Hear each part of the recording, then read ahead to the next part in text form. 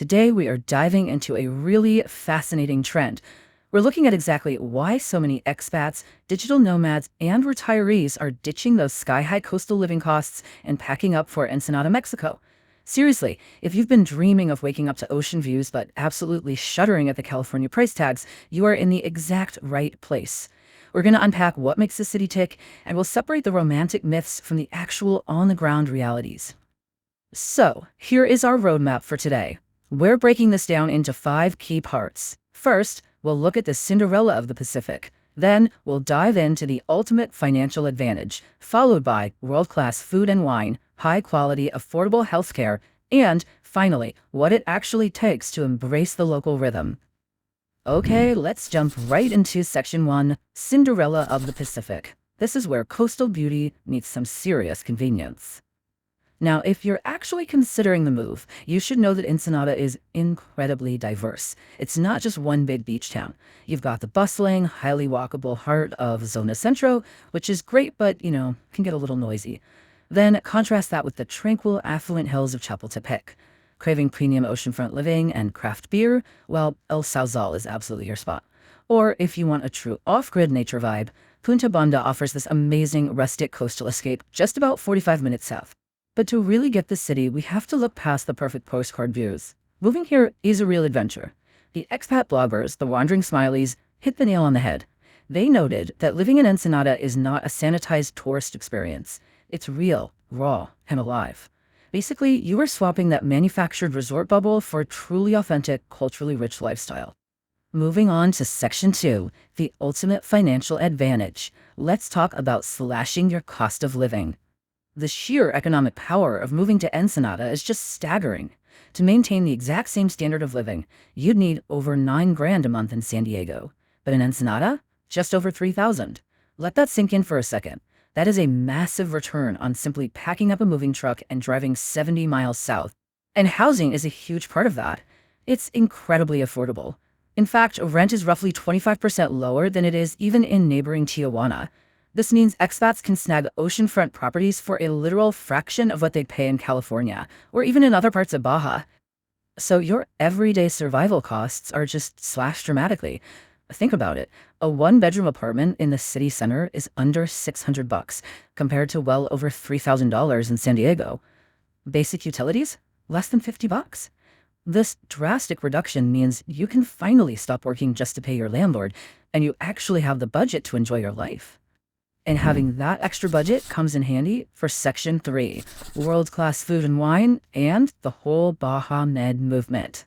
Did you know Ensenada is actually a UNESCO Creative City for gastronomy?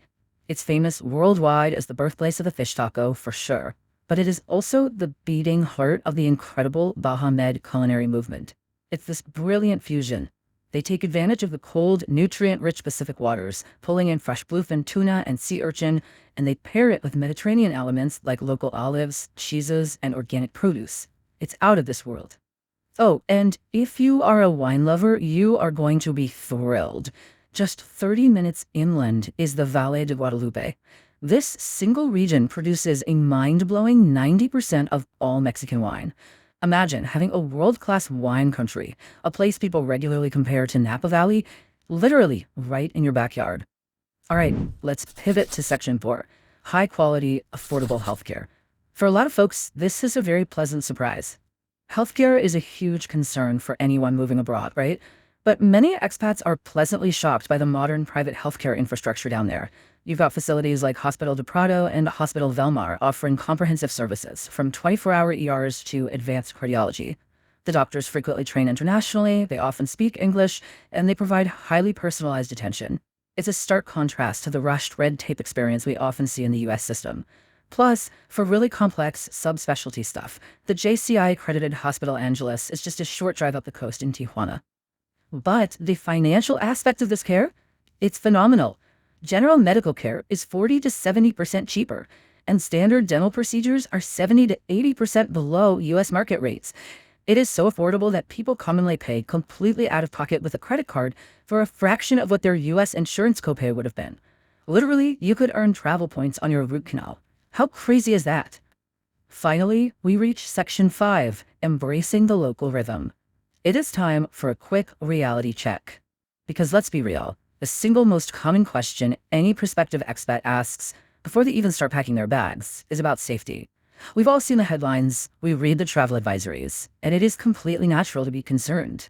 But according to locals, including an expat who has lived there for over 15 years, as long as you stick to the main areas and use basic common sense, the city is incredibly calm and welcoming. The reality on the ground in the tourist and expat zones is people walking their dogs, strolling the Malecón, and visiting wineries. It simply does not match the fear-driven narratives.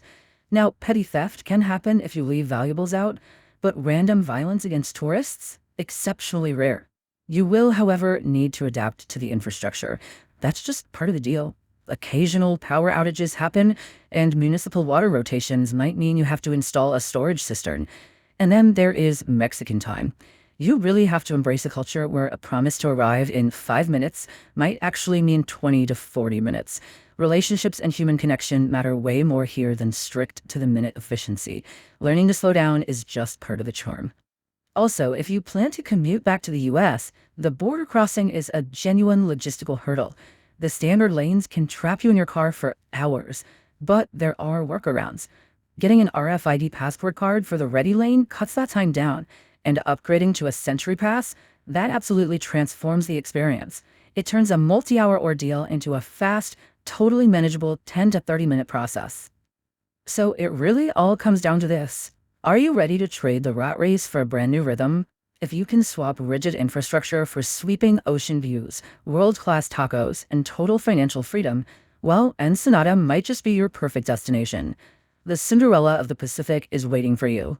The only question left is, are you bold enough to try on the glass slipper? Thanks so much for joining me on this explainer, and we will see you next time.